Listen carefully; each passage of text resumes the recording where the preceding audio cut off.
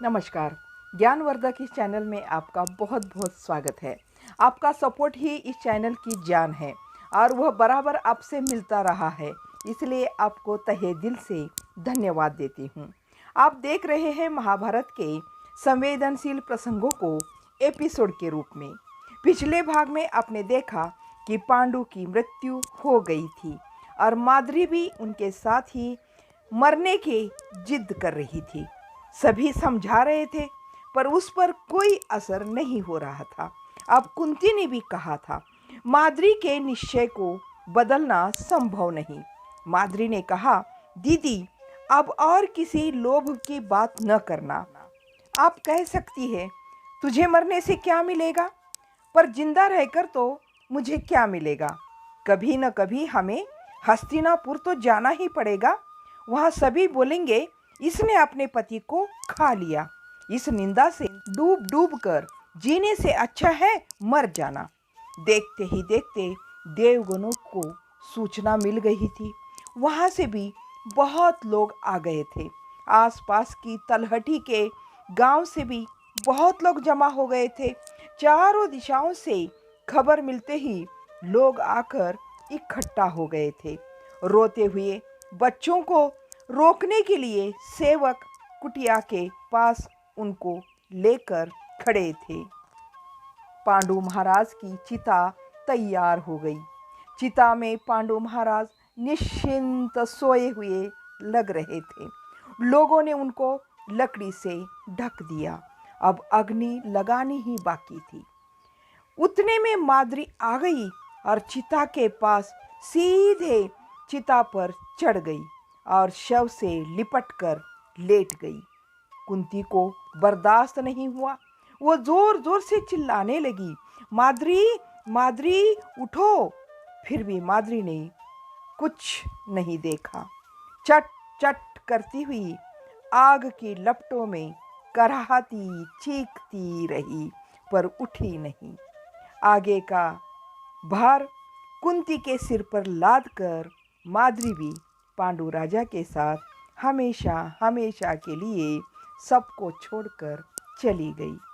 अब कुंती 5 बच्चों को लेकर वन में क्या करती। वापस सभी अपने सेवकों के साथ बच्चों को लेकर इतना सारा दुख का भार लेकर हस्तिनापुर तो जाना ही था। महाराज की मृत्यु का समाचार सुनकर देवलोक से सभी लोग आए थे। धर्माधिकारी, इंद्र, मारुत और वैद्य बंधु भी। उन सबने कुंती को रोकने का बहुत प्रयास किया। धर्माधिकारी ने कहा, प्रथा क्यों जाती हो?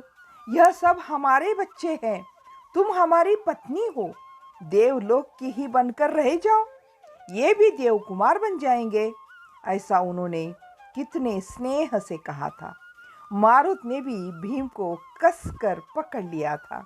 इंद्र को भी अर्जुन पर मोह हो आया था। वैद्यों का नकुल सहदेव पर कितना वात्सल्य बहुत उमड़ आया था। परंतु कुंती ने देवलोक का वैधव्य त्याग दिया। उसे हस्तिनापुर का वैधव्य प्राप्त करना ही सही लगा। पहाड़ों की श्रेणियां लांघती हुई उतनी दूर से 5 पुत्रों समेत सभी देवलोगों से विदा लेकर कुंती हस्तिनापुर पहुंच गई थी। तो भीष्म ने 5 पोतों को कसकर छाती से लगा लिया था। कुंती ने निश्वास छोड़ा। कुंती को लगा था कि भीष्म के रहते हुए उनके बच्चों के साथ यहाँ कोई भेदभाव नहीं होगा, परंतु ऐसा नहीं हुआ। कुंती के 5 पुत्र यहाँ प्रताड़ित हो रहे थे। कुंती को बहुत बुरा लगता था उनके बच्चों के साथ होता भेदभाव देखकर, इसलिए वह ज़्यादातर विदुर के पास ही बैठी रहती थी। आज एकदम कुंती को याद हो आया कि कल सुबह जल्दी जाना है और अरुणोदय से पहले ही कर्ण से मिलना है।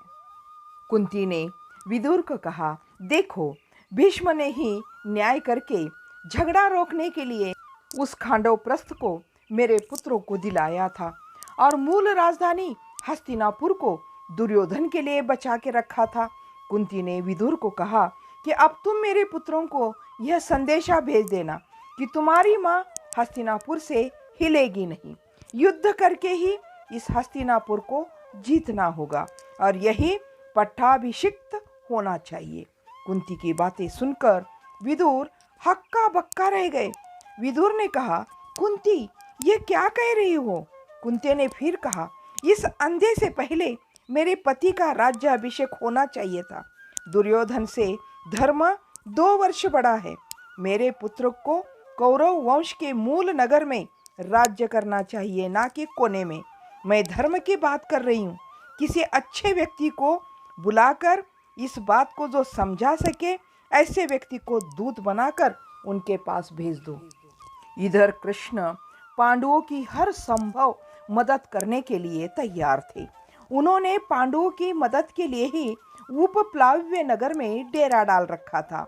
उपप्लाव्य नगर में कृष्ण युद्ध की तैयारी, योजनाएं, प्रशिक्षण आदि का केंद्र बनाना चाहते थे। यही सोचकर विराट राजा ने यह स्थान पांडवों को फिलहाल दे रखा था। केवल 5 पांडवों के लिए नहीं, यदि बाहर से कुछ राजा महाराजा आ जाए तो उनके आतिथ्य के लिए भी बड़ी संख्या में यहाँ के घर खाली कर दिए थे।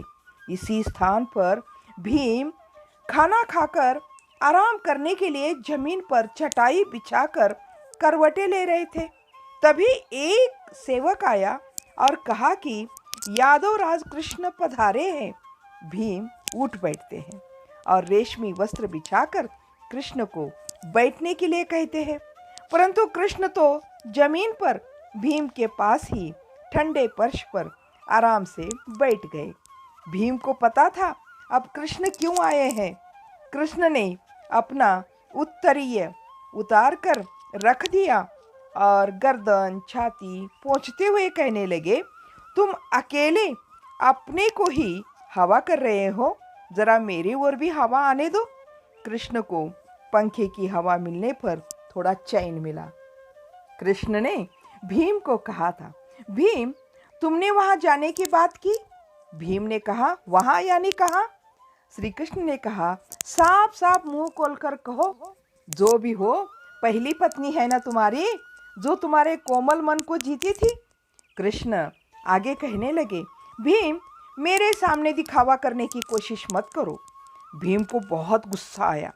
कृष्ण की जगह में कोई और होता तो भीम उसको 2 जड़ ही देते थे, पर उसने अपने को रोक लिया और बोला, देखो कृष्ण, मेरी उम्र अब 53-54 हो रही है। माँ यहाँ होती तो ठीक से याद करके बताती। ऊपर से 12 वर्ष वनवास का ब्रह्मचर्य, उसके बाद 1 वर्ष की नौकरी। अब मन में स्त्री प्रेम जैसी चीजें बची नहीं।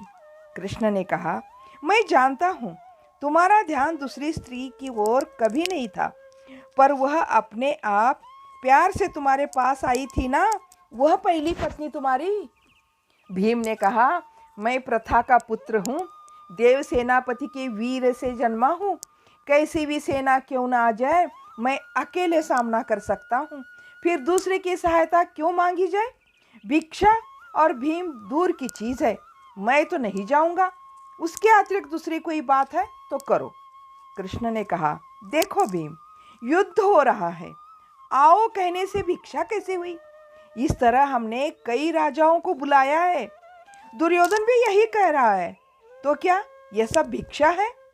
कृष्ण ने आगे कहा कि देखो भीम, बाहर के राजा आकर युद्ध में सहायता कर रहे हैं, तो क्या तुमसे उत्पन्न तुम्हारे पुत्र को आकर सहायता नहीं करनी चाहिए? लेकिन वहां कैसे आएगा यह बात दूसरी है, जाकर बताना तो हमारा काम है। तुम पुत्र को बुलाने जाओगे तो वैसे पत्नी से भी मिलना हो जाएगा। कृष्ण ने गंभीरता से आत्मीय ध्वनि में कहा था। यह बात भीम को लग गई और उसका गोरा मुख सुर्ख हो गया था। अब करते हैं इस वीडियो को यहीं पर समाप्त। इस कहानी का अगला भाग अगले वीडियो में ज़रूर देखिएगा। तब तक के लिए जय हिंद, जय भारत।